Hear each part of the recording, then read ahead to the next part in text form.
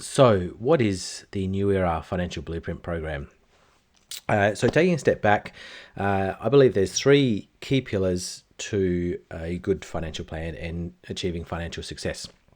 They are goals, strategy, and action. So, we've designed and built our business around that.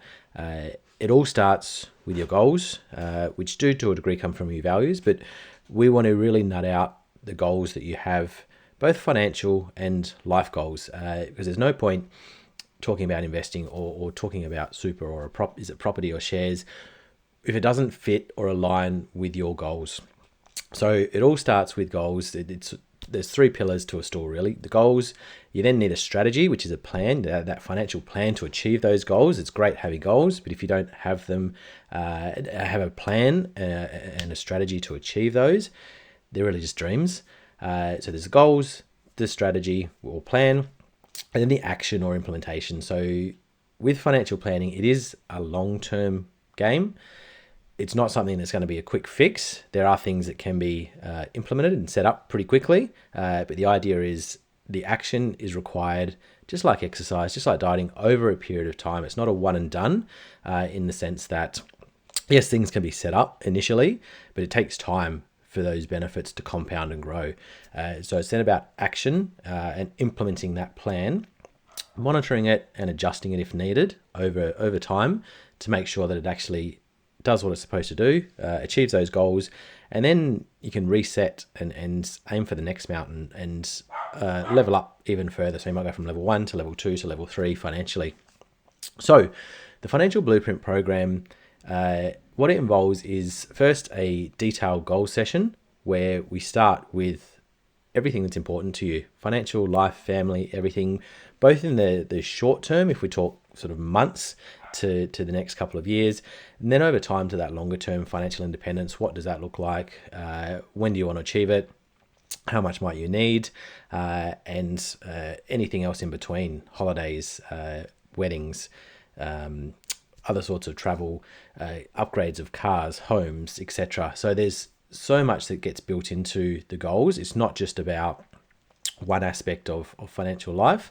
I am a big believer that we can do anything we want in life, but we can't do everything. So it's then about prioritizing things. And it might be that if financial independence is the end goal, but there's all these other goals along the way, there might be compromises required to achieve these and this. And it might be the independence, the retirement date, if we want to call it that, gets pushed back. It might mean the ultimate income goal, passive income requirement, gets reduced, or it might mean that more income is needed, for example, to achieve all these goals and continue investing.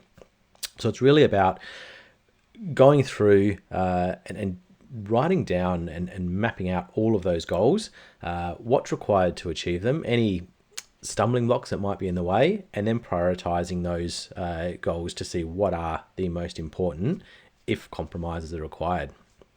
So from there, the second session of the Blueprint program is what we call a cash flow session, so a very in-depth analysis of what is coming in and what is going out.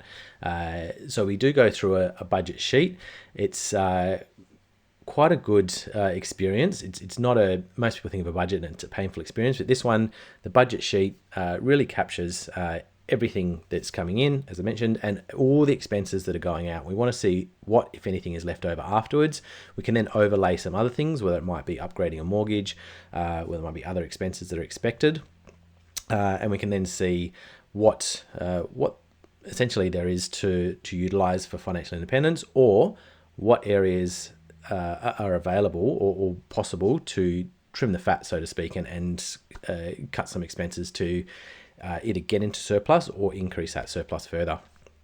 So that then leads into we use financial modeling and scenario comparison tools and software to plot and map out. So we put those goals, current situation, where you're at, the current income, expenses, everything that you've got now that you own and owe, all of those goals, and basically map out the ideal path to achieve those goals. So we look at, as I mentioned, we use detailed financial modeling and software for this. And we can also look at, and we do look at, comparing different scenarios. So is it scenario 1, 2, or 3 to achieve the goal? And this is where we can really map out, is it property versus shares for an investment, for example?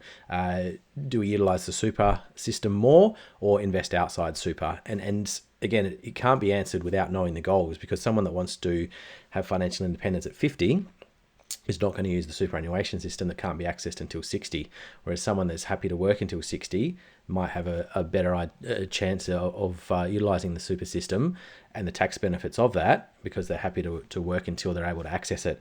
So the idea is the goals really help define what is required, and the strategy comes out with a very detailed, yet at the same time simple and straightforward roadmap, essentially a financial plan, a financial blueprint to achieve those goals. From there, that's where our membership can come in to implement and action that plan and those strategies.